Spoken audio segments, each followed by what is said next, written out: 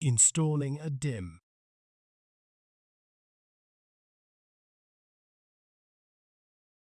Make sure that the DIMM ejector tabs on the connector are open.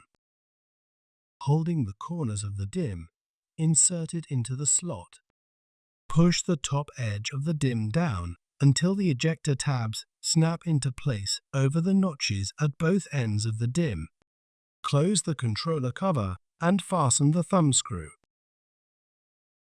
Press the locking tabs and push the controller handles down to a horizontal position. Align the rear of the controller with the opening in the chassis, and then use the handles to gently push the controller halfway into the chassis.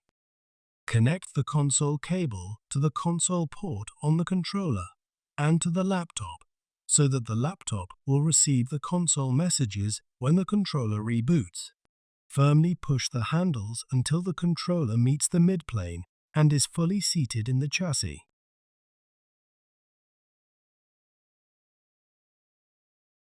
Pull the controller handles up and lock them in place with the tabs. Set the time and date on the controller. Refer to the maintenance guide for the procedure. Give back the impaired controller. Refer to the maintenance guide for the procedure.